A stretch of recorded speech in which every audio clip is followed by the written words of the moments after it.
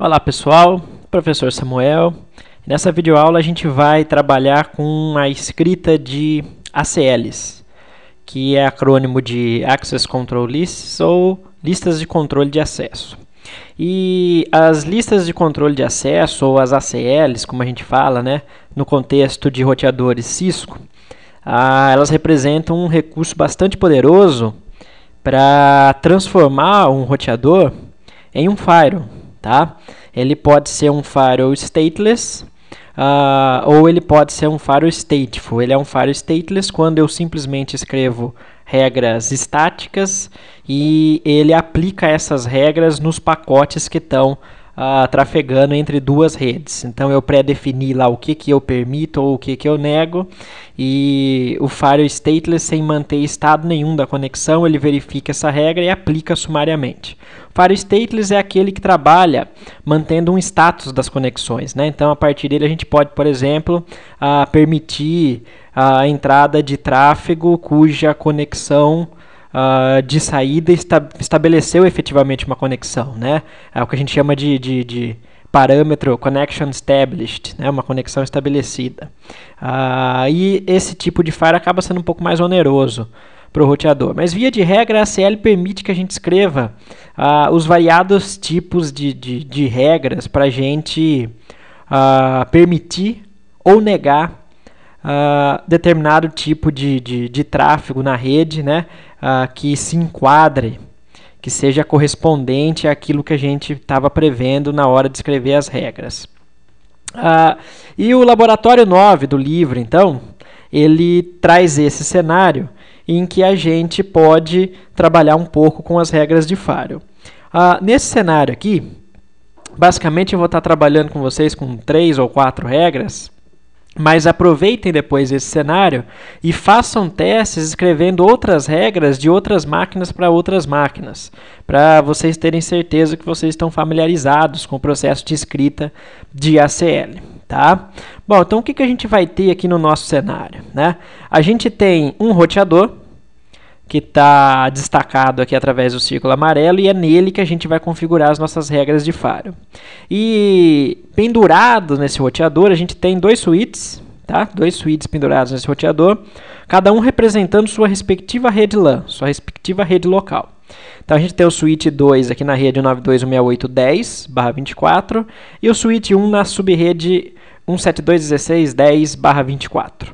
Tá? Então a gente tem alguns nós nessas redes, alguns nós na outra rede 92 também. Esses nós, eles já estão configurados, tá? Então os endereços já estão todos configurados. Então se a gente tentar fazer uma comunicação, por exemplo, do host 172.16.10.2 para o servidor, a gente tem comunicação. Então a gente tem um cenário totalmente conectado, né? Totalmente funcional nesse laboratório. E reparem que em cada LAN existe um servidor, né? Existe aqui uma máquina, então, representando um servidor, que é sempre aquela máquina com o primeiro endereço da rede. Então, 172.16.10.1 é o servidor da rede 172.16.10 e 192.168.10.1 é o servidor da rede 192.168.10. Tá? O gateway de cada uma das subredes é o último endereço válido, que é aquele endereço que está atribuído na sua respectiva interface do roteador. Tá? Então, a interface F01 do roteador, ela tem o endereço 92.168.10.254, porque ela é o gateway dessa rede local. E a interface F00, ela é o gateway da rede 172.16.10. Então, basicamente, esse é o cenário que a gente tem. E quando a gente tem várias redes, né, a gente pode aplicar políticas do nível da camada de rede para cima. Tá? E isso é interessante porque reforça a característica de segurança do meio ambiente. Então, a gente pode escolher, né, qual rede ou qual máquina especificamente de uma rede pode ou não falar com qual outra rede ou com qual outra máquina específica ou não da rede. Tá? E nesse cenário, então, o exercício pede que a gente faça 3 configurações no nosso firewall. As máquinas, eu estou lendo aqui, na rede 192.168.10 não podem acessar o servidor 172.16.10.1. Ou seja, a rede 192.168.10 tem que ter acesso à rede 172.16.10, porque eventualmente as máquinas podem precisar se comunicar entre si, tá? Mas eu não quero que a rede 192.168.10 tenha acesso ao servidor 172.16.10. Esse é um servidor exclusivo dessa rede, então eu não vou precisar chegar nesse servidor. É só um exemplo, tá? Da mesma forma, então, o inverso é válido, é verdadeiro. As máquinas da rede 172.16.10 têm acesso à rede 192.168.10, mas não podem ter acesso ao servidor 192.168.10. Tá? Então, aí a gente tem duas regras. E um outro tipo de regra diferente também que a gente tem que escrever é uma regra para permitir que somente a máquina 172.16.10.1 possa acessar o roteador remotamente. Tá? Então, a gente vai querer que somente a máquina 172.16.10.1 acesse o roteador remotamente. Essa é uma boa prática de segurança no ambiente, porque a gente pode determinar que somente as máquinas da rede de monitoramento, ou da rede de gerenciamento, ou de determinadas pessoas do DTI podem ter acesso remoto via Telnet ao nosso roteador. Ok? Vamos visualizar, então, o que a gente tem de configuração aqui no nosso roteador. Então, as interfaces já estão devidamente configuradas. Tá? E o acesso Telnet está habilitado aqui através do login. Bom, vamos verificar como é que está a conectividade aqui. Eu vou pedir para o host 172.16.10 acessar o nosso roteador de 172.16.10.254. Conexão foi recusada. Por que a conexão foi recusada? Lembra lá do primeiro laboratório. Olha de novo a configuração do roteador. O que está faltando aqui para eu habilitar o acesso remoto a esse roteador? O acesso através da rede, ou seja, aquele acesso que a gente chamava de in-band, né, em que a gente consome recursos da rede. Revisão do laboratório 1. A gente precisa atribuir uma senha para as linhas VTY. Tá? Então vamos fazer isso rapidinho, não é esse o foco do laboratório de hoje, mas se a gente não permitir o acesso remoto, depois não vai dar para a gente prosseguir com as restrições de acesso. Tá? Então no nosso roteador eu vou selecionar as linhas VTY de 0 a 15, por exemplo, tá? E a gente vai permitir o acesso a ela, login. Aliás, antes faltou a gente colocar a senha, né? A gente vai colocar uma senha para ter esse acesso remoto, vamos chamar de senha, um exemplo. E aí a gente vai permitir o login, que é um comando que já estava habilitado por padrão. Pronto. Então vamos olhar para as nossas configurações. Só permitir o acesso remoto, então, através dessa senha. Vamos olhar para o resultado, olha lá. Então, o login permitido através da senha. Tá? Muito bem. A gente vai precisar também colocar uma senha no modo privilegiado, né? Mas vamos fazer o acesso remoto primeiro, só para verificar se está tudo em ordem. Tanto faz qual máquina eu pego, tá, pessoal? O importante é fazer o acesso para a subrede certa, só. Ping não, Telnet. Porque a gente já está com um cenário pré-configurado em que existe a conexão total. Então, agora sim, a gente colocou uma senha para permitir o acesso via Telnet, então eu informo essa senha, pronto, a gente já fez o acesso ao roteador. Tá? Se eu tentar entrar em modo privilegiado, eu não vou conseguir, porque eu não coloquei uma senha no modo privilegiado. Então, a gente já vai aproveitar, vou sair aqui da conexão e já vamos colocar essa senha. Lembrando, mais uma vez, isso não é do laboratório 9, tá, pessoal? Isso é revisão lá do primeiro laboratório. Então, vamos lá. Modo de configuração, enable secret, vamos chamar de senha também. Pronto. Agora, para eu entrar em modo privilegiado, eu preciso informar a senha, tá? Ok, vamos ver. Opa, desculpa. Vamos verificar se está tudo certo, então. A gente vai fazer de novo o Telnet para se conectar ao roteador. Eu estou no lado 172, vou conectar pelo 172. A senha é senha. Vou entrar em modo privilegiado, senha. Pronto. Estou acessando o meu roteador, tá? Normalmente através da rede, não mais só do console. Ok. Então, até aqui a gente garantiu conectividade pleno no nosso ambiente, né? Só o que faltava fazer era liberar, então, o acesso via Telnet. Ok. O que a gente vai fazer, então? Agora a gente tem que escrever essas regras para permitir ou não esses acessos aqui, conforme a descrição do exercício. Tá? Então, vocês viram que de qualquer máquina da rede 172 eu acesso o roteador via Telnet para fazer gerenciamento remoto. Da mesma forma, de qualquer máquina da rede 192, então agora eu peguei a máquina 192.168.10.2, tá? Eu consigo também... Opa, desculpa, pessoal. Eu apertei o botão de tirar foto da tela. De qualquer máquina da rede 192.168, eu também consigo acessar o meu roteador. Por quê? Eu não fiz controle de acesso nenhum. Eu simplesmente liberei o acesso remoto via Telnet através da senha. Então, qualquer máquina da rede, de qualquer uma das máquinas das duas redes que a gente tentar fazer o acesso remoto ao roteador, esse acesso vai funcionar, porque eu simplesmente liberei acesso remoto. E uma boa prática, do ponto de vista de gerenciamento remoto, de acesso remoto dos nossos roteadores, é a gente definir explicitamente algumas máquinas que efetivamente têm o direito de acesso remoto ao roteador, ou alguma rede especificamente. Por exemplo, no caso de empresas que têm uma rede só para fins de gerenciamento ou só para fins de monitoramento. Tá? No caso desse cenário, a gente vai aproveitar a figura desse servidor, 172.16.10.1, e a gente vai considerar que o acesso remoto só pode ser feito dele. Né? Claro que na prática, o ideal não é que o acesso remoto ao roteador seja feito de um servidor. Né?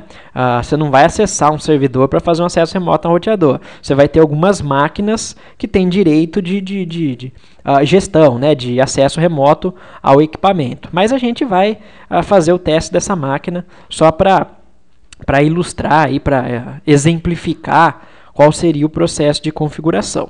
Tá?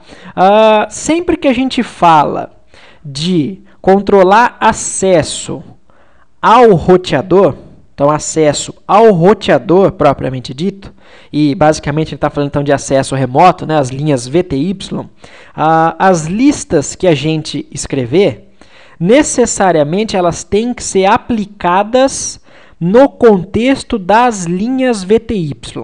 Então, agora há pouco vocês viram que eu estava lá nas linhas VTY, line VTY 015, para atribuir uma senha para acesso remoto. Então, vocês vão ver que depois que a gente escreveu uma regra de firewall, né, uma regra de controle de acesso, permitindo o acesso somente dessa máquina, a gente vai aplicar essa regra na linha VTY.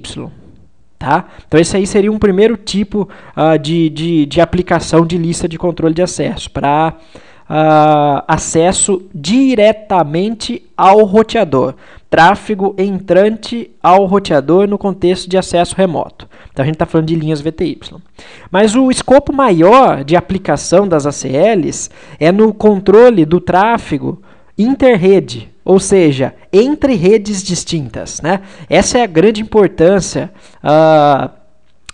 da gente ter as ACLs no nosso ambiente, em que a gente tem várias subredes. A gente pode controlar claramente quais redes podem falar com quais máquinas podem falar com quais, através da escrita de ACLs. Só que quando a gente está falando, então, de controle de acesso no tráfego entre redes distintas, as regras que a gente vai escrever, o mecanismo de escrita de regra é padronizado, a gente vai ver daqui a pouco. A gente vai escrever as regras e aí a gente vai aplicar nas interfaces do roteador. Então, quando a gente aplica a regra em linha VTY, é que a gente quer controlar acesso remoto ao roteador. Quando a gente aplica ACLs em interfaces, é porque a gente quer controlar um determinado fluxo de tráfego. Tá?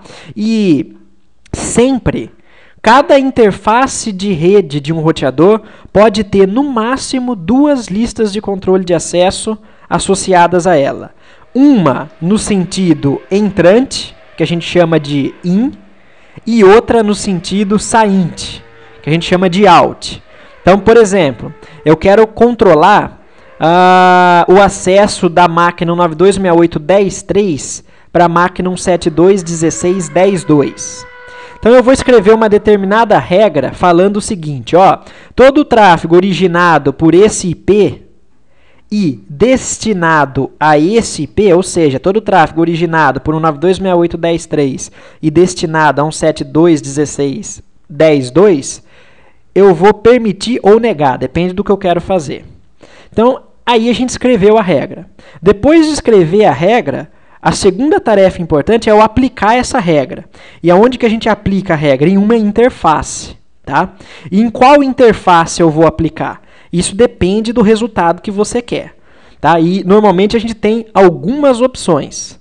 E nem sempre essas opções geram resultados idênticos. A princípio pode parecer que o efeito é o que você quer, mas nem sempre é idêntico. Então vamos tentar entender um exemplo disso. Eu poderia aplicar essa regra que nega a comunicação de 192.68.10.3 para 172.16.10.2 tanto na interface F01 como na F00. Só que, olha o cuidado que a gente tem que tomar. Se o tráfego é originado aqui e destinado aqui, necessariamente qual é o sentido desse tráfego? É esse daqui, ó, acompanhe o cursor do mouse. Se eu falo que origem está aqui e destino está aqui, necessariamente a direção, o sentido da comunicação é daqui de 10.3 para cá, de 10.2 na rede 172.16. Tá? Então, eu nunca posso aplicar uma regra dessa nesse sentido, porque não faz sentido, porque origem e destino muda. Então, se o sentido é esse, para eu aplicar essa regra na interface F01, eu tenho que aplicar ela no sentido entrante da interface F01. Por quê? Tráfego originado por 10.3 e destinado a 10.2 só chega na interface F01 no sentido entrante, nunca sainte. Percebem? Isso é extremamente importante. Agora, se a gente prefere aplicar isso na interface F00, a gente pode também, e a gente consegue o mesmo resultado. Só que, quando a gente aplica na interface F00, nunca o sentido da aplicação pode ser entrante, porque o tráfego entrante vem da rede 172.16. E a gente falou que a origem da comunicação é 192.68.10.3. Então, o sentido vai ser esse, olha o cursor, da rede 192 para 172. Então, a gente tem que aplicar essa regra na interface F00 como sainte. Então, as opções que a gente tem, ou a gente aplica na F01 no sentido entrante, ou na F00 no sentido sainte. Tá? Então, sempre a gente tem que olhar para a origem e destino para saber qual a direção do tráfego. E essa é a confusão que o pessoal normalmente mais faz. Às vezes, muitas das vezes, as pessoas, os alunos, escrevem as regras de maneira correta, mas erram na hora de aplicar. E aí o resultado não é o esperado e a gente tem uma falha grave de segurança. Tá bom? A hora que a gente aplicar as regras, isso vai ficar mais claro. Bom, vamos falar um pouco mais de conceito. A gente tem dois tipos, basicamente, de listas de controle de acesso. Na realidade, existem outros, mas a gente está abordando aqui laboratórios de nível CCNA. Tá? Então, são dois tipos de listas de controle de acesso que existem. As listas standard, ou padrão, e as listas estendidas, ou extended. Tá? As listas padrões, elas são identificadas por números que vão variar de 1 a 99. Ok? E as listas estendidas são listas que vão variar de 100 a 199. Tá? Então, elas são controladas numericamente. No final da videoaula, eu vou mostrar para vocês que, se a gente quiser, a gente pode controlar as listas também através de nomes, não mais de números. E o bom de usar nomes ao invés de números é que a gente não precisa manter um controle de qual número é referente a qual regra. Então, por exemplo, regra 11. A lista 11, as regras da lista 11, regras da lista 22. Então, ao invés de eu ter a lista 22, eu posso ter a lista filtra 192 para 172. Um exemplo. Tá? Então, o nome ele é mais intuitivo para a gente trabalhar. Bom, o que muda das listas padrões para as listas estendidas? Toda lista padrão só suporta como parâmetro de filtragem o endereço de origem, necessariamente origem. Então, vamos supor que eu quero escrever essa regra para filtrar comunicação de 192.68.10.3 para 172.16.10.2 usando lista padrão. Dá para eu fazer? Não muito bem. Dá para eu tentar fazer. Como assim, professor? Dá um exemplo. Então vamos lá. Como ela só enxerga como parâmetro o endereço de origem, a gente vai escrever a nossa lista dizendo o seguinte, ó, bloqueie todo o tráfego originado por 10.3. Eu não tenho a opção de escrever para o destino tal, porque só existe a origem. E quando eu aplicar essa lista, por exemplo, na minha interface F01, no sentido entrante, o que vai acontecer aqui? A máquina 192.68.10.3, ela não só não vai conseguir falar com 7.2.16, como ela não vai falar com ninguém. Porque como eu estou filtrando com base na origem, ela está negando tudo que é originado por essa máquina. Então, na prática, as listas padrões, elas não são muito eficientes num controle de tráfego interredes. A gente vai ver daqui a pouco que elas têm uma aplicação melhor, né? Elas são efetivamente úteis quando a gente quer permitir o acesso remoto ao roteador nas linhas VTY, tá? Que é a primeira regra que a gente vai escrever. A não ser que você realmente queira bloquear, então vamos imaginar que você tem 5 redes no seu ambiente. Você quer bloquear totalmente a comunicação de uma determinada rede para outra rede de destino. Então você pode usar uma lista padrão e aplicar na saída da interface que leva para a rede de destino. Isso é uma opção, tá? Mas normalmente a gente vai escrever regras mais detalhadas, usando listas estendidas para controlar fluxo entre redes, tá? Então pensem assim, quando eu preciso de regras mais detalhadas, mais eficientes, normalmente é isso que a gente usa no ambiente corporativo, a gente vai usar listas estendidas. Por quê? A lista estendida filtra com base no protocolo da camada de rede, IP, por exemplo, eu posso filtrar todo o tráfego IP, protocolos da camada de transporte, eu posso filtrar só tráfego TCP, eu posso filtrar só tráfego UDP, tá? Aplicação, então eu posso filtrar só o serviço de FTP, só o serviço web, www, tá? A gente vai fazer exemplos disso daqui a pouco. E a gente pode filtrar com base na origem, no endereço de origem e no endereço de destino. Ou seja, as listas de acesso, de controle de acesso estendidas, vão dar total flexibilidade para a gente escrever regras bem específicas. E é sempre bem visto do ponto de vista de segurança que a gente trabalhe no sentido de escrever regras de firewall, regras de controle de acesso, o mais específicas possíveis, né? Regras generalistas são muito perigosas. Regras generalistas podem dar o resultado que você quer, por exemplo, negar a comunicação dessa máquina para essa, mas junto com ela, ela traz um monte de outro resultado que você não queria. Por exemplo, ela negou a comunicação dessa máquina para todas as outras.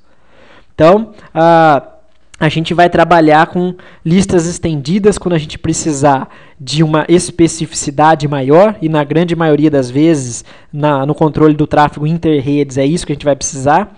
E as listas padrões, elas vão ser úteis para algumas situações específicas, talvez a mais comum delas é no controle de acesso, não do tráfego inter-redes, mas acesso ao roteador, nas linhas VTY, acesso remoto, tá?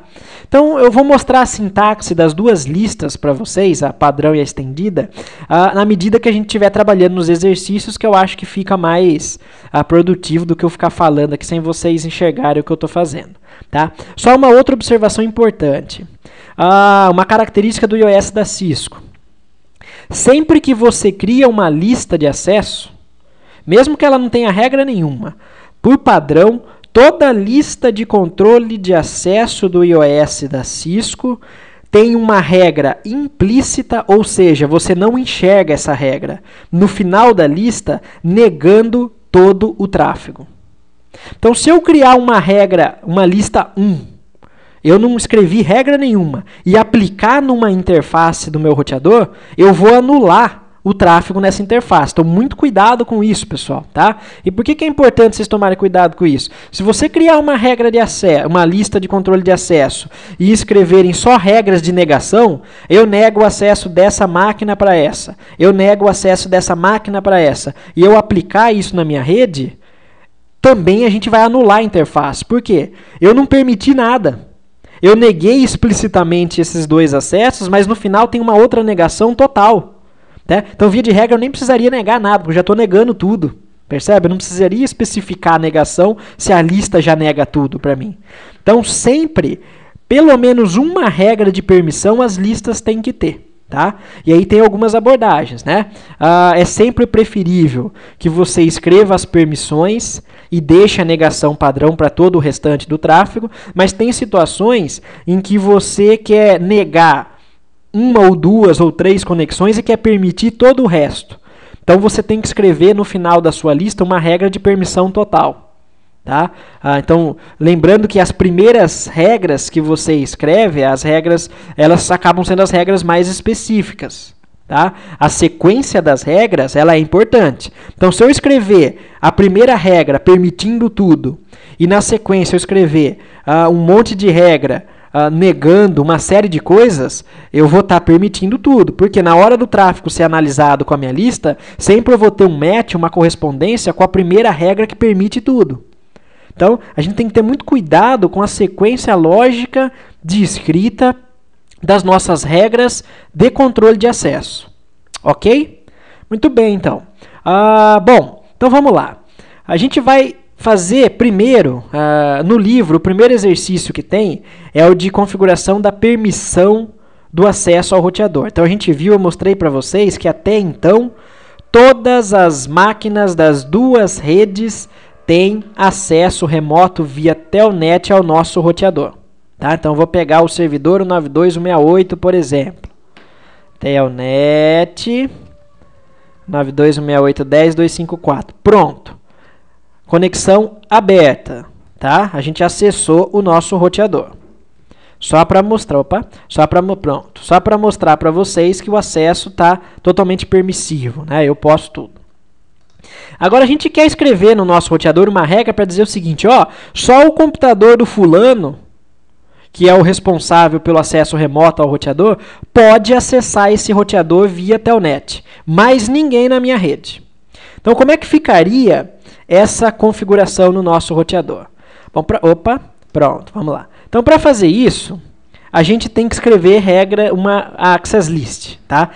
E uma lista de controle de acesso, ela tem dentro dela uma ou mais regras. Algumas regras, tá? Então, a gente vai entrar em modo de configuração.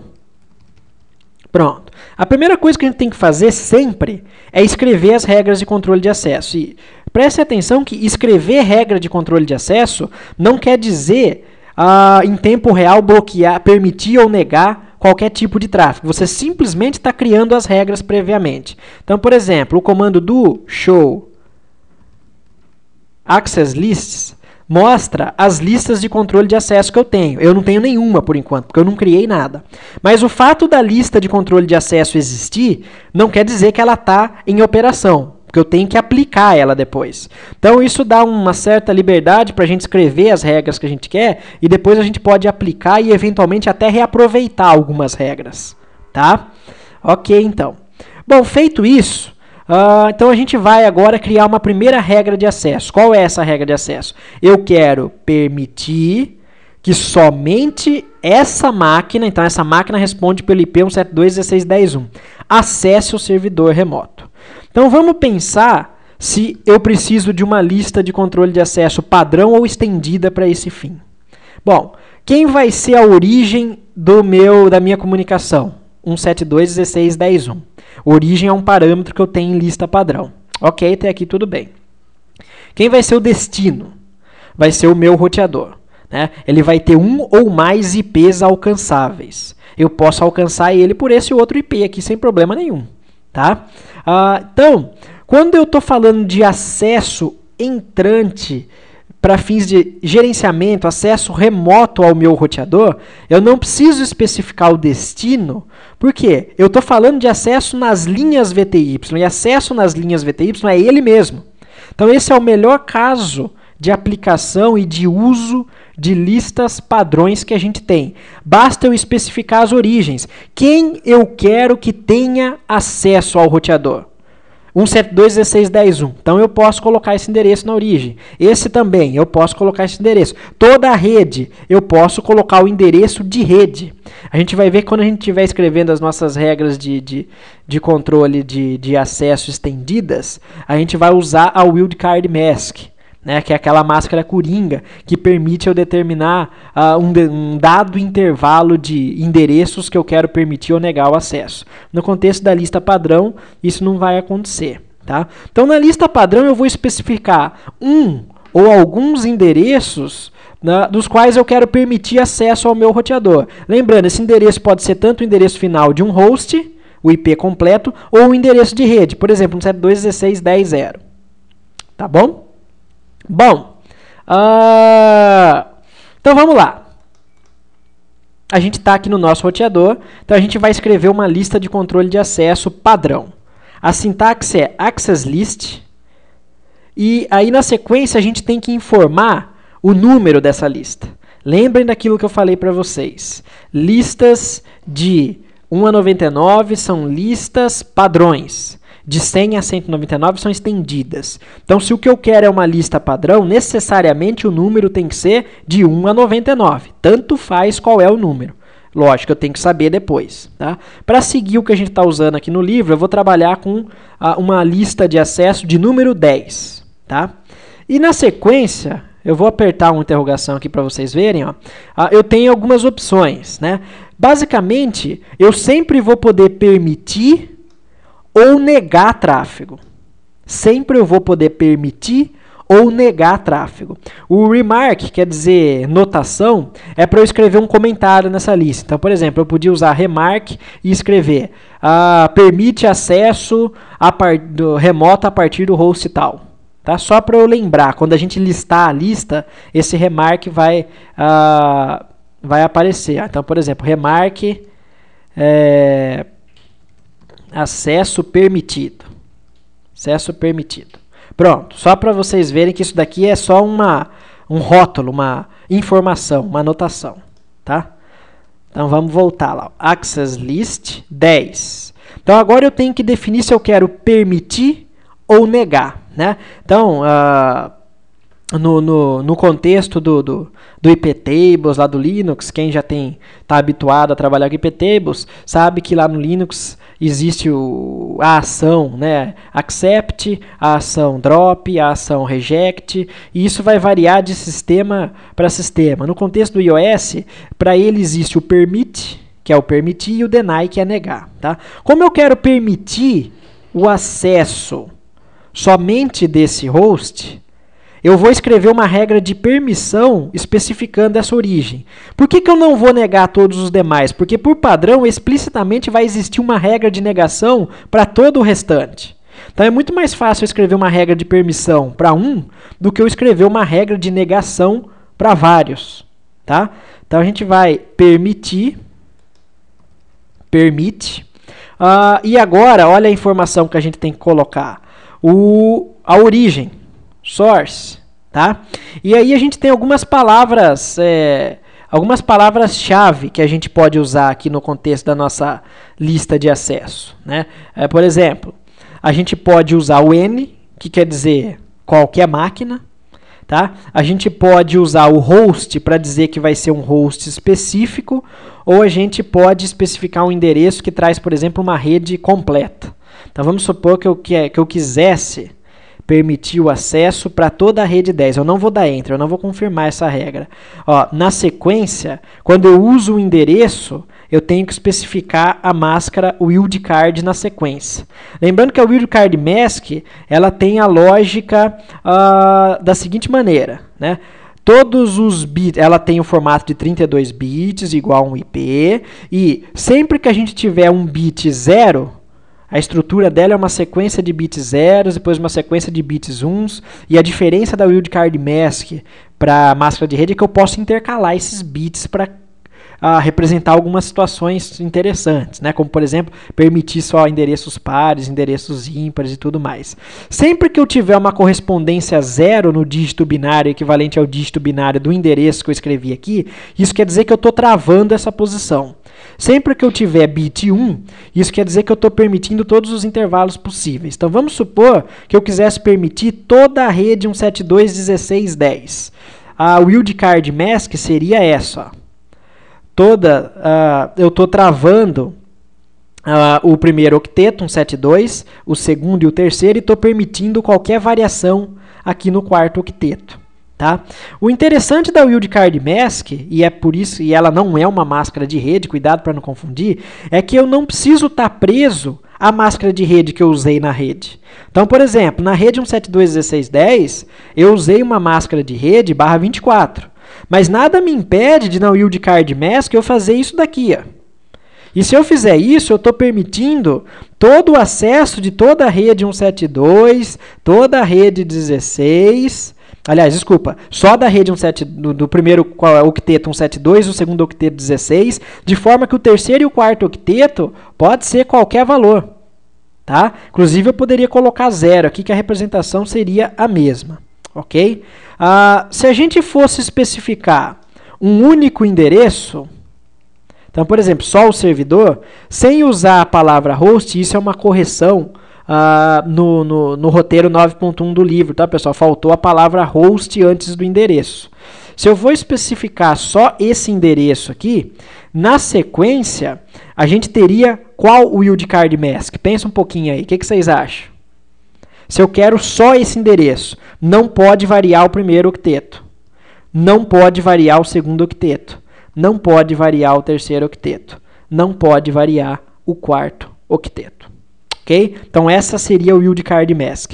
Usar uma Wildcard Mask 0.0.0.0 é especificar um único host. E é equivalente a escrever antes do endereço a palavra-chave host. Né? Eu gosto de usar a palavra-chave host, faltou essa palavra-chave aí no livro, tá, pessoal? Vai ser uma errata do livro já. Eu gosto de usar a palavra-chave host porque facilita a leitura. Né? Você olha aqui, você já sabe que é o host 172.16.10.1. Então, olha lá o que eu fiz. Essa simples linha de comando criou uma lista de controle de acesso padrão, permitindo tráfego originado pelo host. Por que originado? Onde está escrito que é originado? Em lugar nenhum.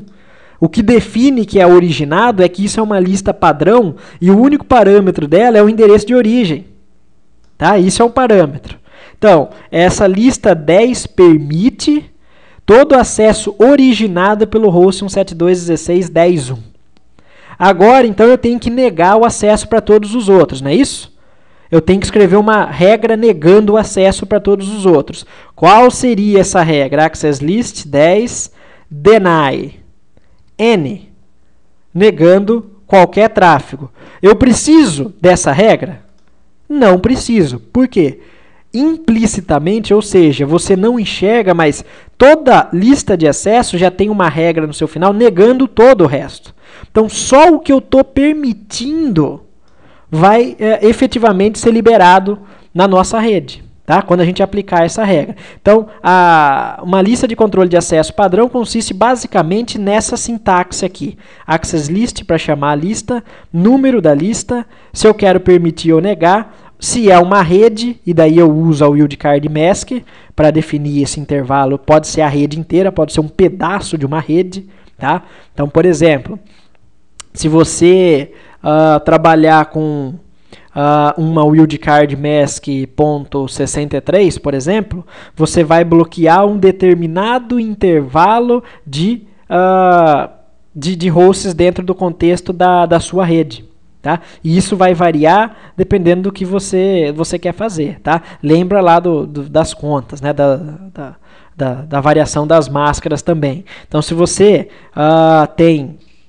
usa uma máscara /25 para a sua rede, quer dizer que você avançou um bit no quarto octeto. Se você avança um bit no quarto octeto, sobram 7 bits para endereçar host, você passa a ter 128 endereços por rede, você tem duas redes de 128 endereços. Tá? Se você avança 2 bits, você passa a ter 4 redes de 64 endereços. Se você avança 3 bits, você passa a ter 8 redes e 32 endereços, e assim sucessivamente.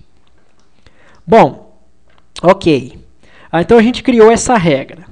Vou sair do modo de configuração e vou visualizar as listas. Ó, Show Access Lists mostra as listas que eu tenho. Então eu tenho uma lista padrão, 10, que permite o acesso originado pelo host e tal. No iOS real, aqui é um simulador, né, pessoal? Lembrem-se disso. A primeira linha que apareceria aqui nessa lista seria a notação remarque acesso permitido. Tá? Mas no Packet Tracer, essa funcionalidade não aparece, ela não é efetivamente funcional. Eu posso aplicar o comando, mas ela não traz o resultado aqui para mim. Tá? Então é por isso que no livro eu não estou nem usando o remark. Mas em ambientes reais é conveniente e eu recomendaria que vocês usassem o remark sempre no começo da lista para identificar a finalidade dela. A menos que você use listas nominais, né, e o nome faça sentido. Mas ainda assim eu acho sempre bom usar o remark para identificar o que você quer fazer. Então reparem que o fato de eu ter a lista 10 não quer dizer que eu restringi acesso nenhum.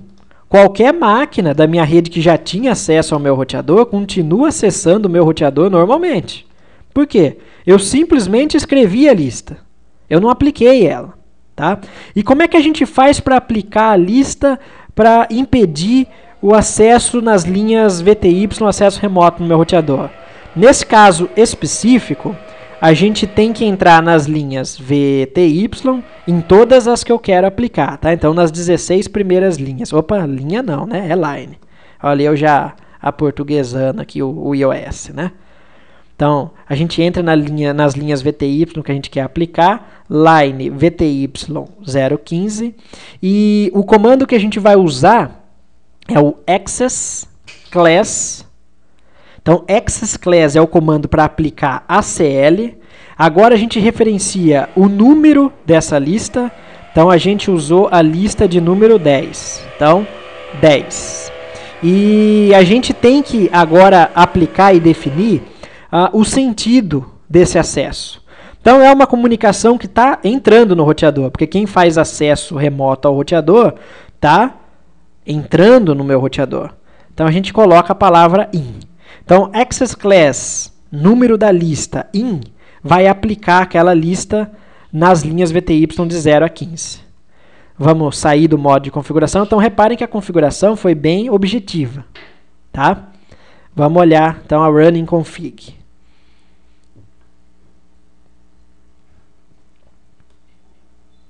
Olha lá. A gente escreveu a lista de controle de acesso 10, permitindo acesso originado pelo host 172.16.10.1, tá? E a gente, depois, nas linhas VTY, aplicou essa lista de acesso. Então, reparem que o processo de escrita de ACLs consiste em duas etapas. Uma é a escrita propriamente dita, né, da regra, e outra é a aplicação dessa regra nas linhas. Ok? Tudo bem. Então, até aqui, se a gente fez tudo certo, já é para estar funcionando, então, o acesso remoto somente a partir dessa máquina. Então, vamos lá. Servidor. Vamos ver se ele tem acesso ao roteador.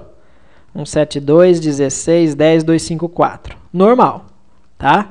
Ah, professor, mas tem aí nada demais, né? O cenário inteiro já estava acessando, não é isso? Eu quero ver as outras máquinas. Então, vamos para as outras máquinas. Então, vamos pegar uma máquina na rede 172.16.10. Vamos tentar fazer o acesso ao roteador. Telnet 172.16.10.254. Olha lá. Conexão recusada pelo host remoto. Tá? Então, o host remoto recusou a conexão. Vamos pegar uma máquina na rede 192.168.10 e tentar esse mesmo acesso. Telnet 92.168.10.254. Conexão negada. Vamos tentar o servidor da rede 10. Servidor da rede 10 tem acesso ou não? Não. Por que que não tem acesso? Porque a gente não permitiu esse acesso. A gente só permitiu essa origem. Vamos ver então. Telnet 92.168.10.254. Conexão negada. Então, até aqui, a gente cumpriu aí o primeiro requisito do nosso exercício. Permitir acesso remoto ao nosso roteador somente através desse host representado pelo servidor 172.16.10.1. Ok? Muito bem, pessoal.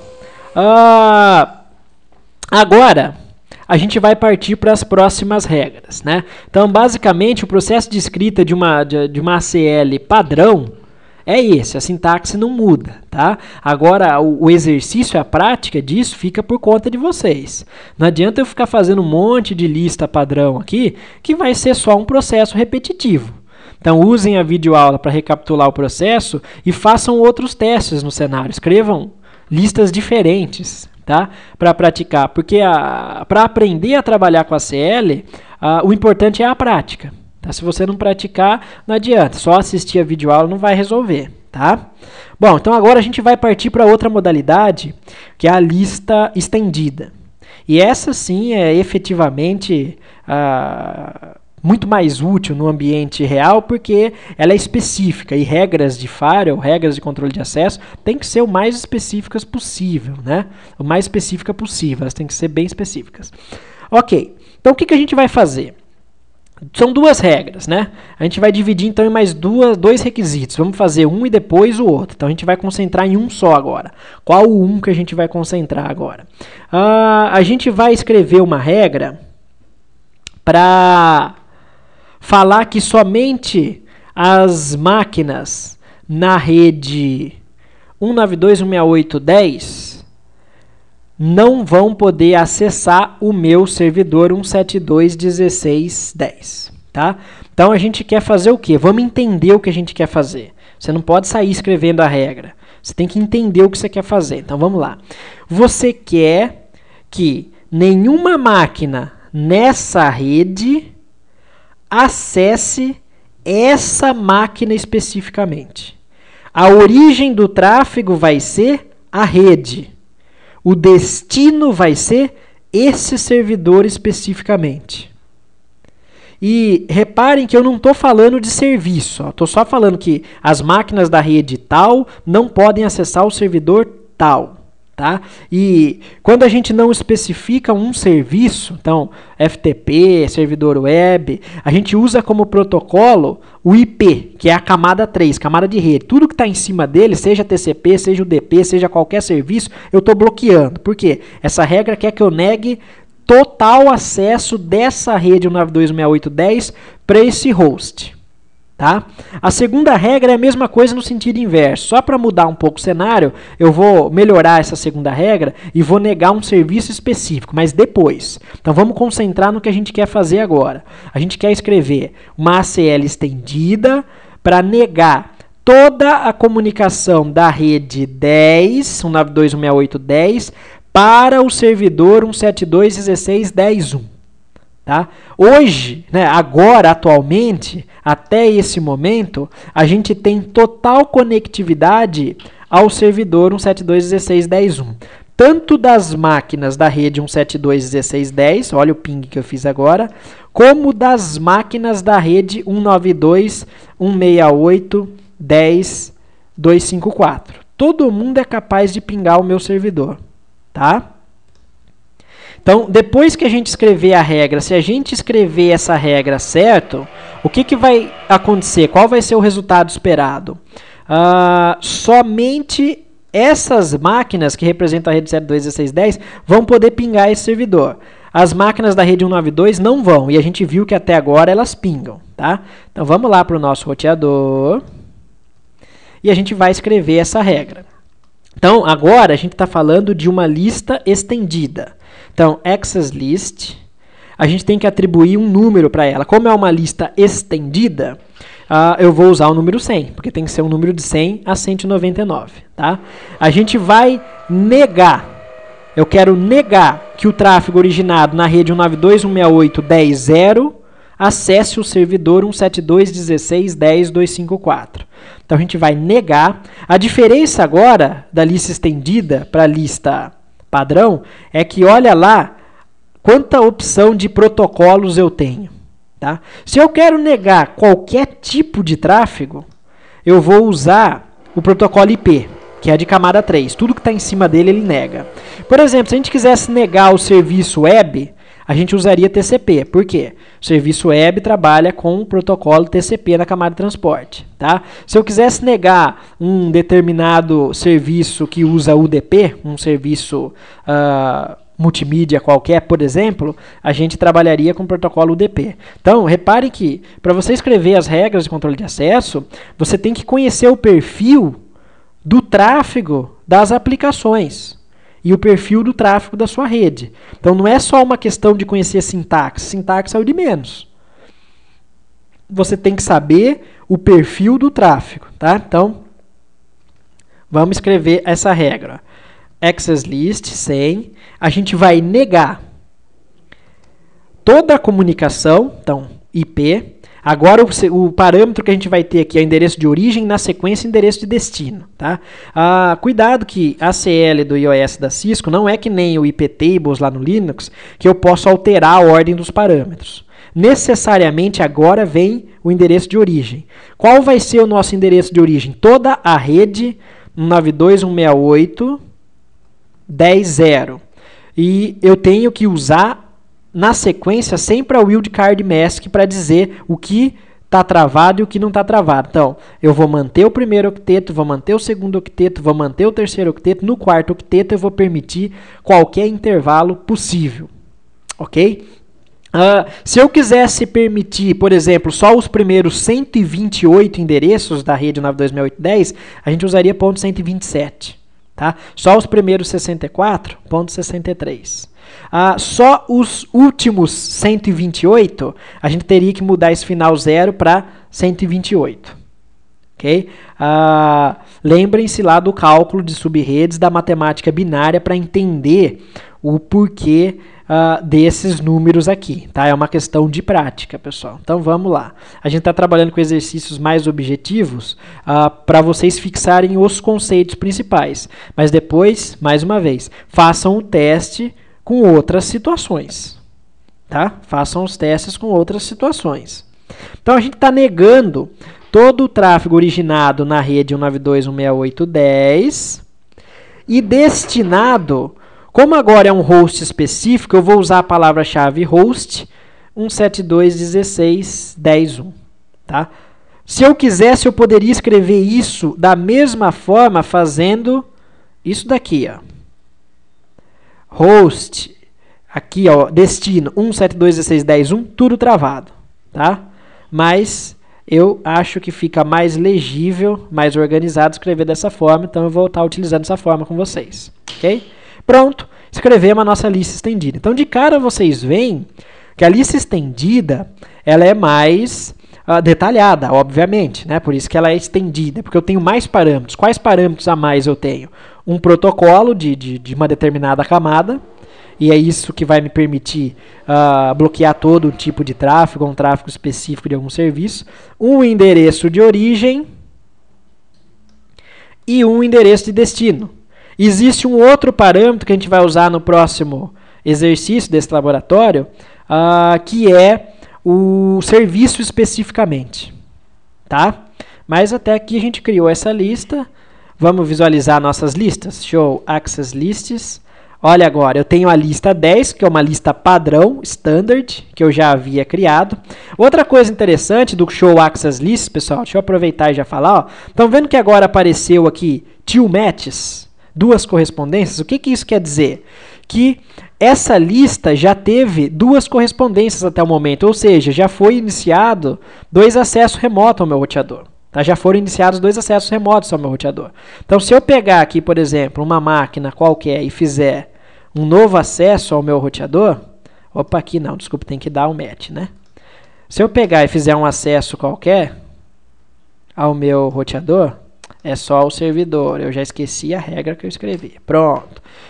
Se eu fizer o acesso, olha o que vai acontecer a hora que eu for reexibir as listas. 4 matches. Tá? Então, os matches estão aumentando. São pacotes que se enquadraram nessa regra. E isso é importante para você verificar se a sua regra está funcionando. Tá? Então, todo o acesso originado do 172.16.10.1 realmente está caindo aqui.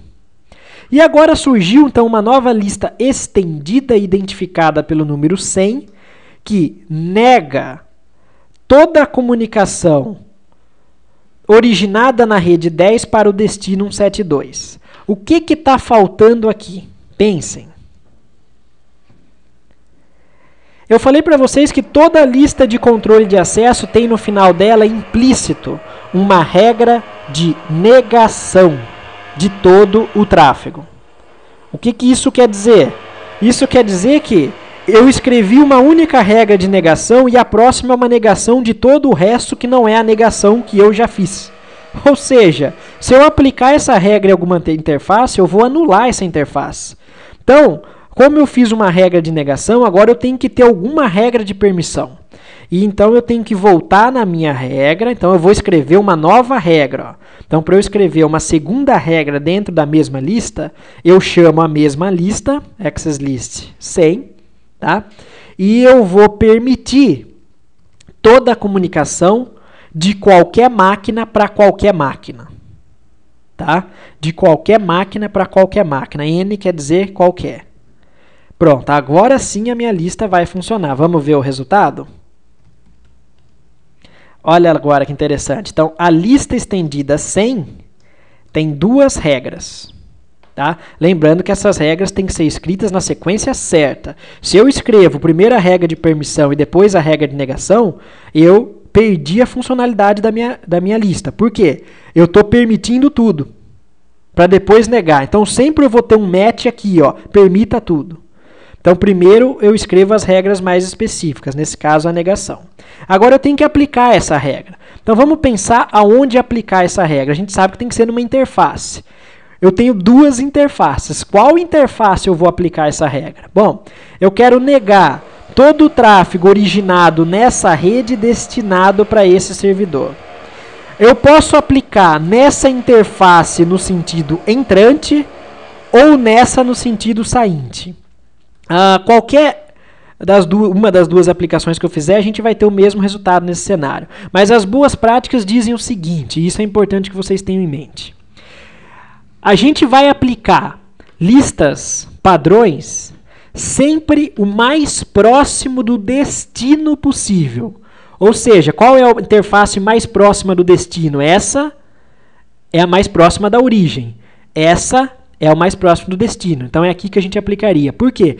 Porque como é uma regra, são listas generalistas, a lista padrão, que negam tudo na origem, se eu aplicar logo no início, logo próximo da origem, eu vou negar toda a comunicação dessa origem.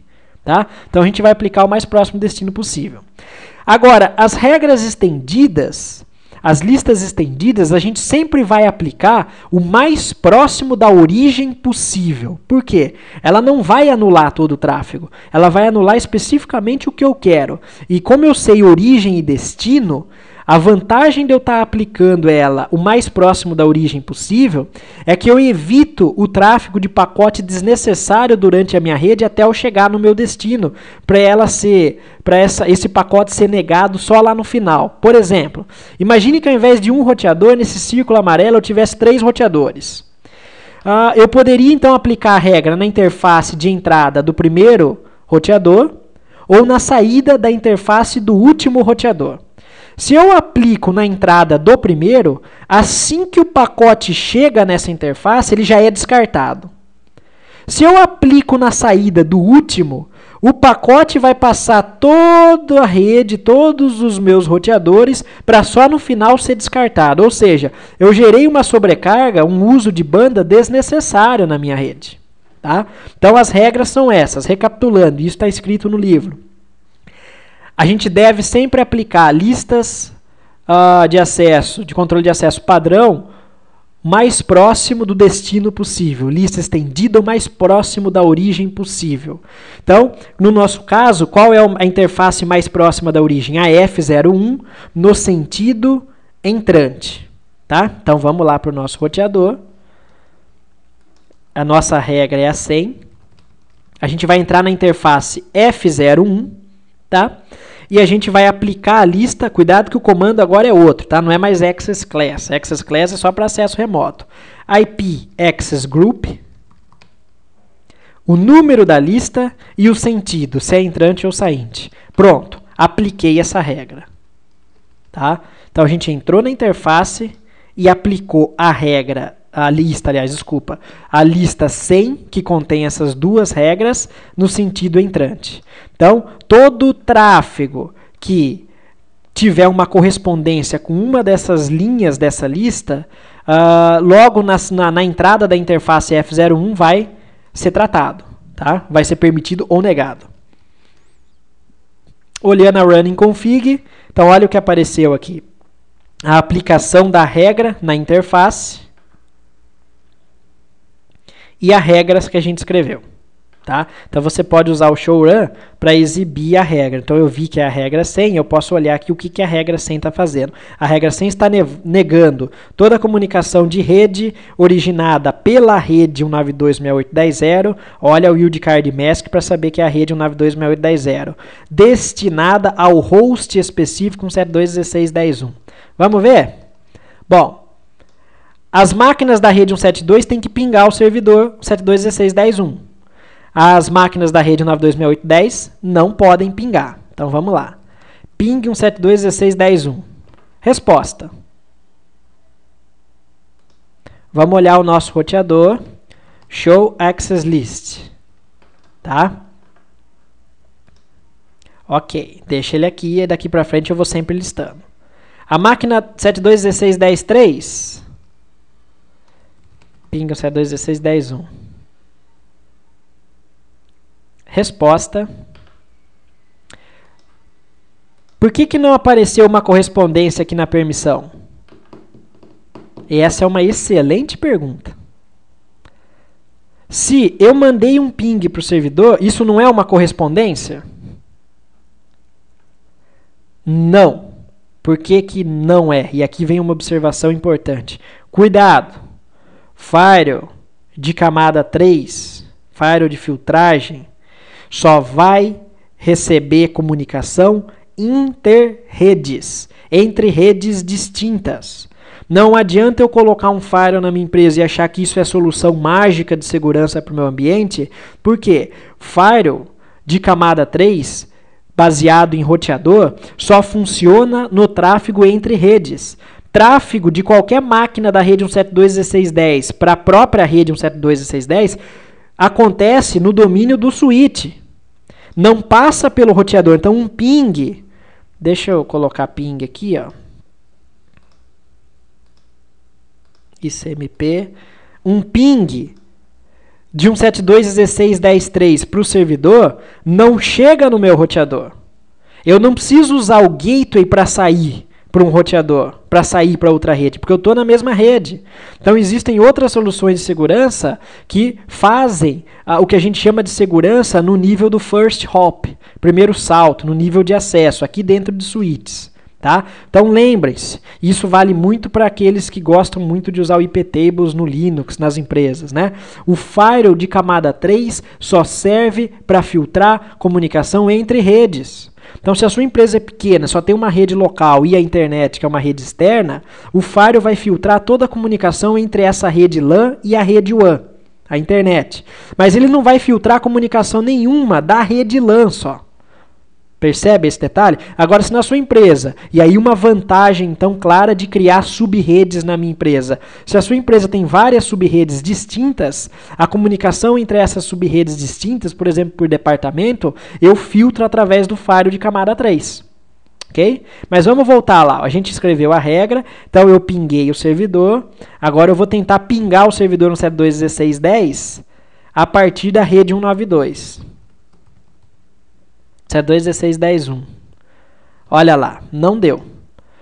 O nosso gateway 192.168.10.254 respondeu que o destino é inalcançável. Então isso daqui, cuidado, às vezes o aluno olha o reply aqui, né, já acha que não funcionou e fica bravo, né, fala, não funciona. Leiam, pessoal. Calma. Um mal da nossa área, que por ser técnica demais, a gente não quer pensar muito, a gente não tem paciência com as coisas. Leiam a informação. Então a resposta foi do gateway, foi do nosso roteador, da interface que é nosso gateway. E ele falou que é impossível alcançar o destino. Vamos enxergar essa animação então? Agora eu vou pegar do servidor aqui, por exemplo, para o servidor. Então olha lá, ele vai enviar o ping.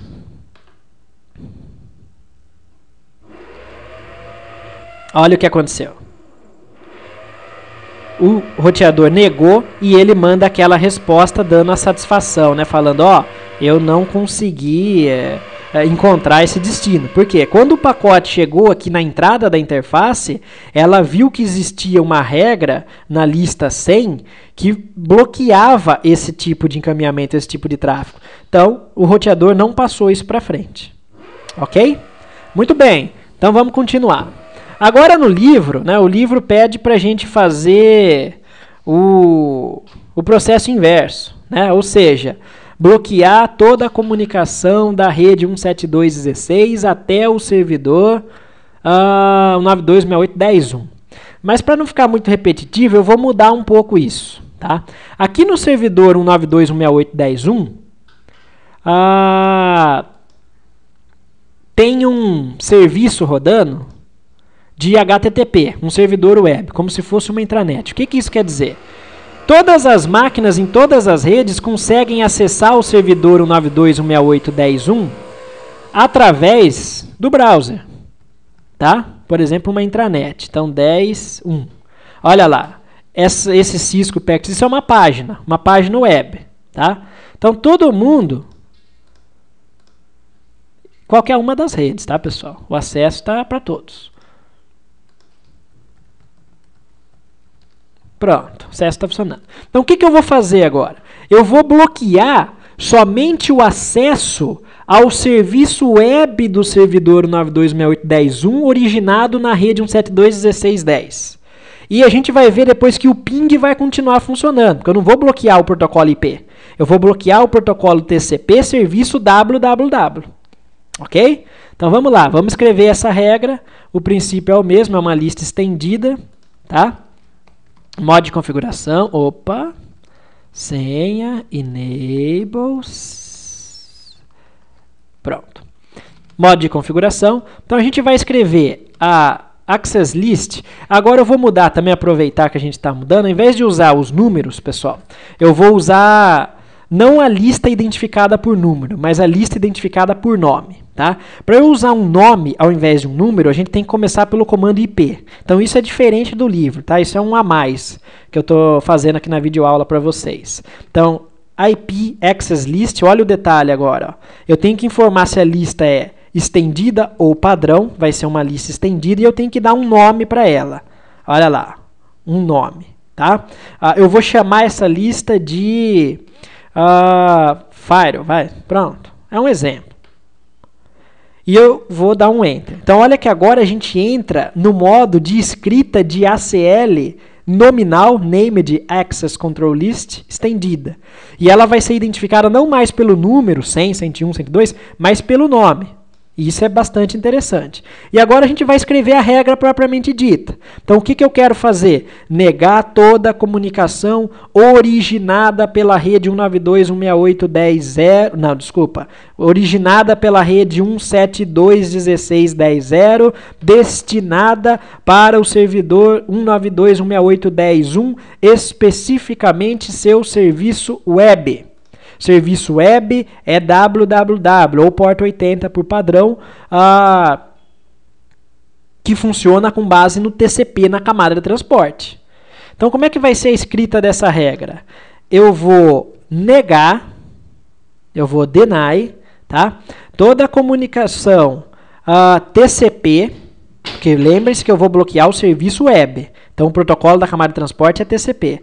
Toda a comunicação TCP originada pela rede 172.16.10.0, olha o wildcard referente a essa rede, destinada ao host 192.168.10.1, cujo serviço EQ, quer dizer equal, igual, aí aqui eu posso colocar ou o número de porta, 80 no caso do serviço web, ou se você está usando os números de porta padrões, você pode usar alguns nomes de serviço. Por exemplo, www porta 80, FTP porta 21, SSH porta 22,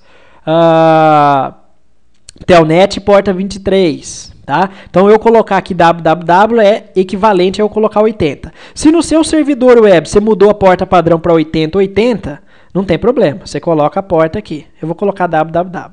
Só que essa é uma regra de negação. Agora eu preciso ter uma regra de permissão. Então eu vou permitir toda a comunicação IP de qualquer origem para qualquer destino. Eu estou só negando isso, mais nada. Tá? Então a gente escreveu uma lista estendida denominada firewall, bloqueando toda a comunicação TCP para o serviço www originada pela rede 172.16.10.0 destinada ao host 192.68.10.1. Vamos visualizar essa regra. Olha aqui, ó. Então agora a gente tem, além da lista estendida 100 que a gente já havia criado, a lista nominal estendida que se chama firewall, que tem essa regra de negação e essa regra de permissão. O que é esse número 10 e 20 que está aparecendo aqui na frente?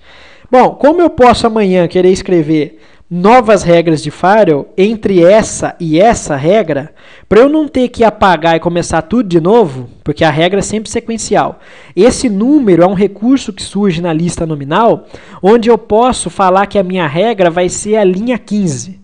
E por ela ser a linha 15, está entre 10 e 20, ela vai ser inserida no meio dessas duas regras. Aí amanhã eu quero inserir uma regra entre a 15 e a 20. Eu chamo de 16, 17 e assim por diante. Tá? Bom, vamos aplicar a nossa regra de firewall? Onde a gente vai aplicar? Ela é uma regra, uma lista de controle de acesso estendida que está bloqueando comunicação originada nessa rede destinada a esse servidor. Eu vou aplicar o mais próximo da origem possível, ou seja, eu vou aplicar na entrada da interface F00. Então vamos fazer isso. O segredo é pensar bem no que você quer fazer antes de escrever a regra, pessoal. Não queira sair aplicando de qualquer jeito, tá? O comando para aplicar é IP access group. A diferença é que agora, ao invés de usar um número, a gente vai usar o nome da nossa lista. Afinal, ela é uma lista nominal.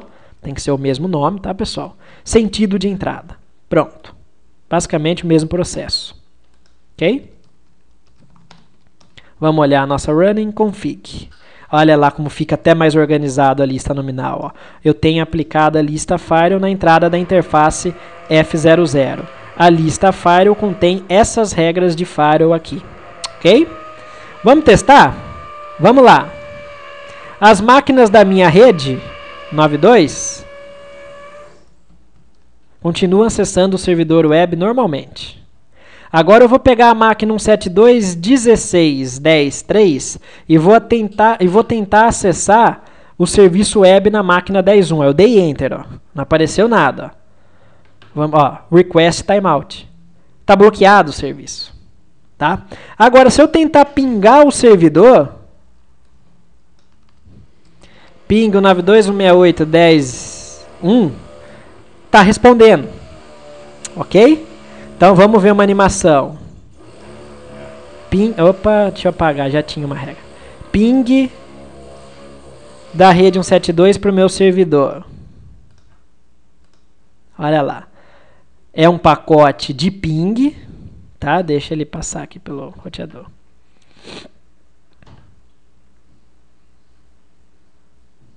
Passou, tá?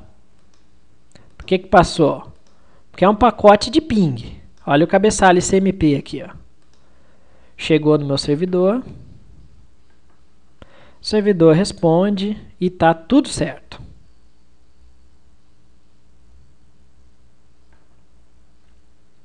Prontinho.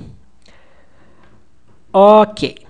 Agora eu vou fazer uma outra animação, onde eu vou pedir para enxergar só o tráfego HTTPS é 443, eu quero HTTP.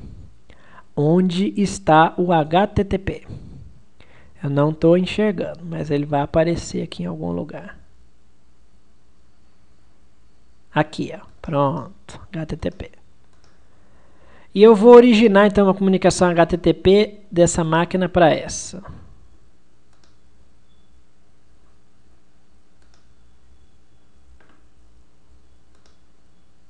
De novo, não pegou o filtro. HTTP deste para este. Não, tá ICMP. Vamos excluir. Vou tentar mais uma vez. Event List, Edit Filters. só o tráfego HTTP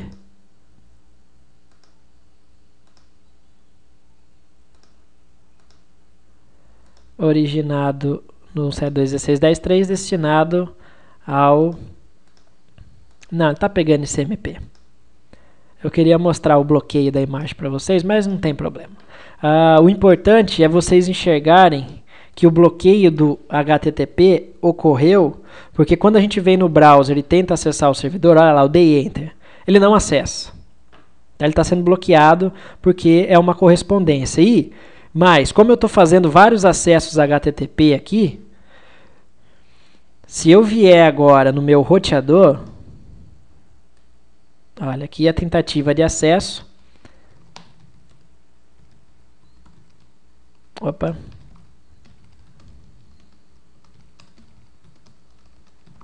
E tentar exibir a lista, a gente vai ter a seguinte situação. Deixa eu fazer eu sair, eu estou no modo de simulação.